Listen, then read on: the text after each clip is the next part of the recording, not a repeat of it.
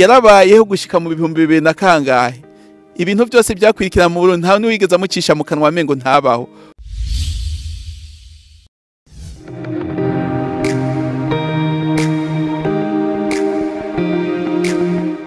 Nshitse Bujumbura nca ndaruhuka imbere yuko nzosubira urundi rugendo ruzoca hagati na hagati mu gihugu. Abantu bose twahuye nabo nyene bafise ivyumviro nkanje. Niho rero nafata urundi rugendo ronjana hagati mu gihugu ndaba abantu biyumvamwo iyo ntwari itavunjwa kandi atayogereranya.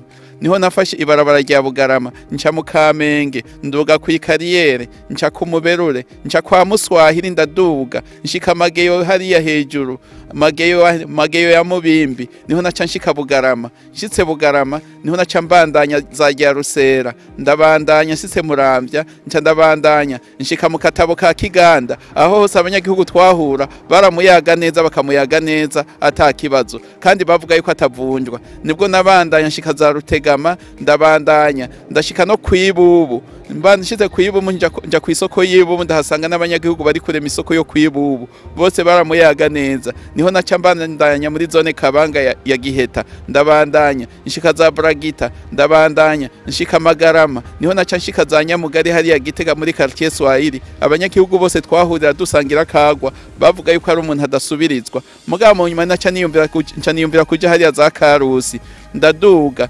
ntangura muri za komine Shombo ndaduga Nyabikere ndaduga Gihogazi Mutumba na Gitaramuka Buhiga aho hose nasanze bamuyaga. Niho naca ngaruka mu nyuma za Gitega ndabandanya nca za Mweya Gitega ndabandanya za Mumuri ndabandanya niho naca nshika hariya ndenganye muri Mumuri wa Makebuko nca ninjira Taba nshika Bukirasazi aho hose baramuyaga ko ari intwari ko atavunjwa. Niho nabandanya nca niyumvira kuja mu za Bururi ho mu muvuga ku iki nshitse Bururi ntangura muri komine Rutovu nja muri komine za nja Imunini na za Muhweza aho hose baramuyaga ndabandanya niho naca nja za Songa ndahindukira Rumeza gwa Songa muvuga iki nabo nyene nasanze bamvuga neza n'ifoto ye bayibika ahantu heza nubwo amazi imyaka myinshi atahari. Niho naca mbandanya ngaruka muri komine Matana muvuga iki Rubanga nshitse muri Rubanga muri Matana naho nyene bavuze ko ari umuntu mwiza adasubirizwa Uburundi bwari bufise.